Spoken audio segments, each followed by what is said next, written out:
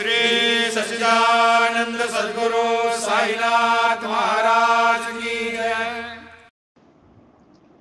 ஓம் சாய்ராம். ஸ்ரீ சாய் சச்சரிதம் ஓவிகள் கருத்துரை அத்தியாயம் 32 குரு மகிமை வர்ணனை. ஸ்ரீ கணேசனை வணங்குகின்றேன். அறிவை அளிப்பவளான அன்னை ஸ்ரீ சரஸ்வதி தேவியை வணங்குகின்றேன். ஸ்ரீ குருதேவரை வணங்குகின்றேன். ஸ்ரீ குல தேவதையை வணங்குகின்றேன். ஸ்ரீ சீதா ராமச்சந்திரனை வணங்குகின்றேன். பாபா இந்த வார்த்தைகளை முதல் நாள் கூறியிருந்தார். மறுநாள் இந்த பெண் சாயியை தரிசிக்க ஷிரடிக்கு வந்தார். இந்த பெண்ணினுடைய குடும்ப பெயர் கோகலே. 3 நாட்கள் உண்ணாவிரதம் இறக்க வேண்டும் என்ற தனது முடிவை ஸ்ரீ கேல்கரிடம் கூறிய பிறகு அவள் தனது உடைமைகளை அவரது வீட்டிலேயே வைத்துவிட்டு தன்னுடன் கொண்டு வந்த கடிதத்தை தாத்தாவிடம் கொடுத்தார். பிரபல எழுத்தாளரும் அறிஞருமான காஷிபாய் காலிட்கர் தனது உறவினரான கோகலேக்கு ஷிரடியைச் சேர்ந்த ஸ்ரீ தாத்தா கேல்கர் என்ற பெயரிலே சாயி தரிசனத்திற்கு ஏற்பாடு செய்ய ஒரு கடிதம் கொடுத்தார். குறிப்பு: திருமதி காஷிபாய் காலிட்கர் தனது சுயசரிதையிலே சாய்பாபாவை பற்றி ஒரு தனி அத்தியாயத்தை எழுதியுள்ளார். பாபாவின் அற்புதமான லீலைகள் மற்றும் பாபாவை பற்றிய காஷிபாயினுடைய அனுபவங்களை பற்றி அவர் எழுதியுள்ளார். பாராயணம் செய்பவர்கள் அவற்றை அவசியம் படிக்க வேண்டும். கோகலே பாய் ஷீரடியை அடைந்தவுடன் பாபாவை தரிசிக்க மஸ்ஜித் மாய்க்கு சென்றார். சிறிது நேரம் அங்கே அமர்ந்த பிறகு பாபா அவருக்கு பிரசங்கிக்க தொடங்கினார். யார் மனதிலே என்ன காரியம் செய்ய வேண்டும் என்ற எண்ணம் உறுதியானது, அதை பாபா எப்போதும் அறிவார். இந்த வானத்திலே என்ன எங்கு நடக்கின்றது என்பது பற்றிய தெளிவான தகவல் பாபாவிடம் உள்ளது. பாபா கோகலே பாயிடம் உணவும் அதை உட்கொள்பவரும் விஷ்ணுவினுடைய வடிவங்களே என்றும், வீண் உண்ணாவிரதம், தண்ணீர் இல்லாமல் இருப்பது போன்ற வீண் முயற்சிகளை ஏன் செய்ய வேண்டும்? நாம் ஏன் உண்ணாவிரதம் இருக்க வேண்டும்? கோகலே பாயினுடைய மனதிலே உள்ளதை அவள் சொல்லாவிட்டாலும் அவளுடைய உள்ளுணர்வை அறிந்த பிறகு பாபா அவளிடம் இதை சொன்னார். அந்த தாத்தாப்பட்டினுடைய வீட்டிற்கு சென்று ஹோலி பண்டிகையின் போது சுவையான பூரண போலிகளை செய், அவருடைய குழந்தைகளுக்கு உணவளித்து நீயும் மனநிறைவுடன் சாப்பிடு. பாபா அவரிடம் அப்படி கூறினார். குறிப்பு: தாத்தாபட் ஸ்ரீ தாமோதர் வாமன் என்ற தாத்தா சாஹேப் கேல்கர். பாபா அவரை தாத்தாபட் என்று அழைப்பார். ஸ்ரீ நீலகண்ட சகசிரபுத்ரே சில சமயங்களிலே பாபாவால் தாத்தாபட் என்று அழைக்கப்பட்டார். அந்த நாள் ஹோலி பண்டிகை. யோகா காரணமாக ஸ்ரீ தாத்தா கேல்கரின் மனைவி மாதவிடாய் காலத்திலே இருந்ததால் அவளால் எதையும் தொட முடியாது. பாபாவின் அறிவுரையை கேட்ட பிறகு கோகலே பாயினுடைய உண்ணாவிரதம் இருக்கும் முடிவு ரத்து செய்யப்பட்டது. கோகலே பாய் அதற்கு கீழ்ப்படிந்து தாத்தாவினுடைய வீட்டிற்கு சென்று உணவு சமைக்க தொடங்கினார். பாபாவுக்கு மரியாதை செலுத்திய பிறகு கோகலே பாய் தாத்தாவிடம் சென்றார். அவள் பூரண போலிகளை செய்து அனைவரும் பரிமாறி தானும் சாப்பிட்டார். இந்த கதை எவ்வளவு அழகாகவும் போதனையாகவும் அறிவூட்டுவதாகவும் இருக்கின்றது பாருங்கள்.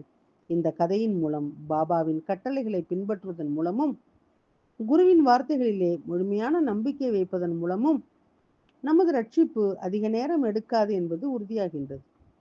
ஸ்ரீ சாய் சமர்த் இதே போன்று மற்றொரு கதையை நினைவு கூர்ந்தார். அவர் தனது பக்தர்களின் அன்பிற்காக அதை அனைவருக்கும் கூறினார். கேட்போர் தயவு செய்து இந்த கதையை மரியாதையுடன் கேளுங்கள். முக்தி அடைய வேண்டும் என்ற ஆசை உள்ள ஒருவர் மகிழ்ச்சியான ஒருமுகப்பட்ட மனதுடனும் உறுதியான தீர்மானத்துடனும் பயிற்சி செய்ய வேண்டும். இதற்கு கொஞ்சம் தைரியமும் பொறுமையும் தேவை. சத்திய அமிர்த வடிவிலே உள்ள இந்த புனித நீரை உட்கொள்வதன் மூலம் நீங்கள் பயன் அடைவீர்கள். நாம் துறவிகளினுடைய பாதங்களிலே பணிவுடன் இருக்கும்போது நமது உள்ளம் தூய்மையாக மங்களகரமானதாக புனிதமாக மாறும். பாபா மேலே கதையை சொல்ல தொடங்கினார். நான் மிகவும் இளமையாக இருந்தபோது ஒருமுறை பிழைப்புக்காக ஏதாவது வேலை தேட புறப்பட்டேன். அதனால் நான் என்னுடன் சில அத்தியாவசிய பொருட்கள், துணிகள் போன்றவற்றை எடுத்து சென்றேன். நடந்து செல்லும் போது நான் பீட்காவை அடைந்தேன். அங்கே சிறிது நேரம் ஓய்வெடுத்தேன். ஆனால் கடவுள் எனக்காக ஒரு தனித்துவமான திட்டத்தை வகுத்திருந்தார். அதை பற்றி நான் மிகவும் மகிழ்ச்சி அடைந்தேன். என்னுடைய சத்குருவும் அல்லாவும் செய்த அற்புதமான செயலை பாருங்கள். எனக்கு பீட்காவனிலே துணிகளிலே ஜரிகை தைக்கச் செய்யும் வேலை கிடைத்தது. நானும் மிகவும் கடினமாக உழைக்க ஆரம்பித்தேன். என்னுடைய கடின உழைப்புக்கு பலன் கிடைத்தது. ஏற்கனவே அங்கு பணிபுரிந்த 4 சிறுவர்களின் பணியானது மதிப்பீடு செய்யப்பட்டது. ஒருவரின் வேலை 50 ரூபாய் மதிப்புடையது, மற்றொருவரின் வேலை 100 ரூபாய் மதிப்புடையது, மூன்றாவது நபரின் வேலை 150 ரூபாய் மதிப்புடையது. எனது மொத்த வேலை மற்ற அனைத்தையும் விட 2 மடங்கு, அதாவது 600 ரூபாய் மதிப்புடையதாக இருந்தது. என்னுடைய கடின உழைப்பையும் திறமையையும் பார்த்து உரிமையாளர் மிகவும் மகிழ்ச்சி அடைந்தார். என்னுடைய உரிமையாளர் என்னை மிகவும் நேசிக்க தொடங்கினார். அந்த எஜமானர் எனக்கு ஒரு சேலை, தலைப்பாகை மற்றும் உடையை கொடுத்து என்னுடைய பெருமையை அதிகரித்தார். ஆனால் நான் அதையெல்லாம் மூட்டை கட்டி வைத்துவிட்டேன். ஒருவரினுடைய முழு வாழ்க்கையும் போதாது. ஒருவர் எவ்வளவு கொடுத்தாலும் அது இன்னும் குறைவாகவே இருக்கும். ஆனால் கடவுள் கொடுப்பதை மட்டும் எவ்வளவு பயன்படுத்தினாலும் அது முடிவடையாது. என்னுடைய சர்வ வல்லமையுள்ள அல்லாஹ் எனக்கு கொடுப்பதற்கு எதையும் ஒப்பிட முடியுமா? கடவுளின் எல்லையற்ற பரிசுகளுக்கு எப்படி எல்லை இருக்க முடியும்? என்னுடைய கடவுள் எடுத்துச் செல் என்கின்றார். ஆனால் அல்லாவிடம் கேட்பதற்கு பதிலாக எல்லோரும் என்னிடம்தான் கேட்கின்றார்கள். யாரும் என்னுடைய வார்த்தைகளை கேட்பதில்லை, யாரும் என்னுடைய பேச்சையும் கேட்பதில்லை. என்னுடைய கடவுளினுடைய கருவூலம் நிரம்பி வழிகின்றது. அதை எடுத்துச் செல்ல யாரும் வண்டிகளை கொண்டு வருவதில்லை. அல்லாவின் சுரங்கத்திலே ஒருபோதும் முடிவடையாத ஒரு நித்திய புதையல் உள்ளது. ஆனால் அந்த சுரங்கத்திலே யாரும் ஆழமாக தோண்டுவதில்லை, யாரும் கடினமாக உழைக்க முயற்சிப்பதில்லை. நான் சொல்கின்றேன், இந்த முடிவில்லாத செல்வத்தினுடைய புதையலை முழுமையாக கொள்ளையடிக்கவும் ஒரு உண்மையான தாயினுடைய மகனால் மட்டுமே இந்த புதையலை நிரப்பி எடுத்துச் செல்ல முடியும். வேறு யாராலும் இதை எடுத்துச் செல்ல முடியாது. குறிப்பு: ஒரு உண்மையான தாயின் மகன் தனது தாயின் மகன் என்பதிலே பெருமைப்படுபவன், வாழ்நாள் முழுவதும் கடினமாக உழைக்கும் உறுதியான இயல்புடையவன். இந்த மனித உடலினுடைய எதிர்கால விதியை பற்றி யோசித்து பாருங்கள். பஞ்ச பிராணன், 5 முக்கிய சுவாசங்கள் பறந்து செல்லும் போது இந்த உடல் தூசியாக மாறும். பஞ்ச பிராணன் காற்றை போல பறந்து செல்லும். அது மீண்டும் ஒருபோதும் வாராது. எல்லாம் வல்ல அல்லாவின் தெய்வீக லீலைகளை, எல்லாம் வல்ல அரசு கடவுளின் எல்லையற்ற செயல்கள் மற்றும் திட்டங்கள் ஆகியவை மிகவும் தனித்துவமானவை மற்றும் கற்பனை செய்ய முடியாதவை. என்னுடைய விதியும் அதேதான். நான் இந்த இடத்தை விட்டு வெகு காலத்திற்கு முன்பே வெளியேறி வேறு எங்காவது அமர்ந்திருப்பேன். ஆனால் என் இதயம் பக்தர்கள் மீதான அன்பிலும் மாயையிலும் சிக்கிக்கொண்டு இருப்பு கடலிலே இடைவிடாமல் மூழ்கிக் கொண்டே இருக்கின்றது. இந்த மாயையை கடந்து செல்வது மிகவும் கடினம். இந்த மாயை என்னையும் பிணைத்துள்ளது. நான் இரவும் பகலும் என் மக்களை பற்றி கவலைப்படுகின்றேன். அதனால்தான் இந்த மாயை என்னை பிணைக்கின்றது.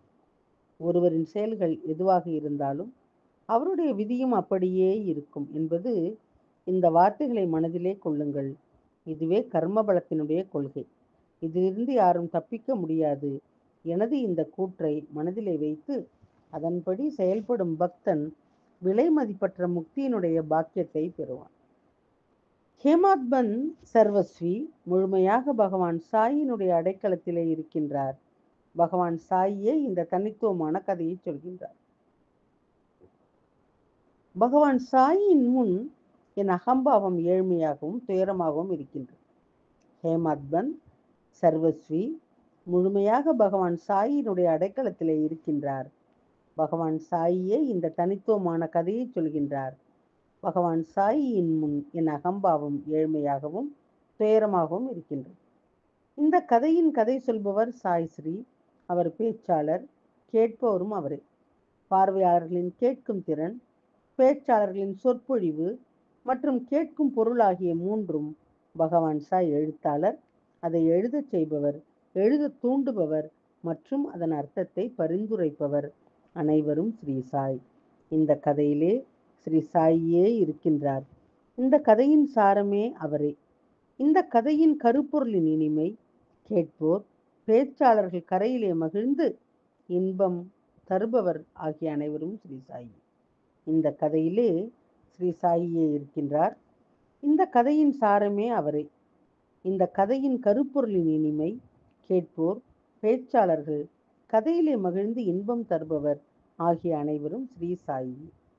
சாய் நாராயண் முக்தியடைய மூழ்கி இருக்கும் இனிமையான மற்றும் சுவையான கதைகளை கேட்கும் வாய்ப்பை பெறுவது மிகவும் அற்புதமான வாய்ப்பு. இந்த நித்திய மகிழ்ச்சியை, தனித்துவமான பேரின்பத்தை பெறும் அதிர்ஷ்டம் அதிர்ஷ்டசாலிகளுக்கு மட்டுமே உண்டு. அதை நன்கு பயன்படுத்தி உயிரினங்களை காப்பாற்றுவது நமது சிறந்த நலனாகும். இப்போது அடுத்த அத்தியாயத்திலே சாய் பகவானின் உதியின் மகிமைகள் விவரிக்கப்படும். ஹே உன்னத கேட்போரே, அந்த கதைகளை மரியாதையுடன் கேட்க வேண்டும் என்று நான் உங்களிடம் இருகரம் நீட்டி பிரார்த்திக்கின்றேன். தனது பக்தர்களை உயர்த்தவும், தனது பக்தர்கள் மீது தனது அருளை பொழியவும் பகவான் சாயிடம் உள்ள கருணையின் காரணமாக சாய் நாராயணனே இந்த கதைகளின் பொறுப்பாக ஆனார். மேலும் அவரே இந்த அற்புதமான, சாறு நிறைந்த மற்றும் இனிமையான ஸ்ரீ சாய் சச்சரிதத்தை எழுதினார். துறவிகள் மற்றும் மகான்களுக்கு உத்வேகமாக நேரடி நிலை வந்த எந்த ஒரு பக்தரான ஹேமத் பந்த் எழுதிய ஸ்ரீ சாய் சச்சரிதத்தின் 32ஆம் அத்தியாயம் குரு மகிமை வர்ணனை இங்கே நிறைவடைகின்றது. ஸ்ரீ சத்குரு சாயிநாத அர்ப்பணமஸ்து. சுபம் பவது. அத்தியாயம் 33 உதி பிரபாவம், ஓவிகள் மற்றும் கருத்துரை அடுத்த தொடரிலே கேட்கலாம். சாயியை பணிவோம். சாந்தி நிலவட்டும். ஓம் சாய்ராம். श्री सच्चिदानंद सद्गुरु साईनाथ महाराज की जय। श्री सच्चिदानंद सद्गुरु साईनाथ महाराज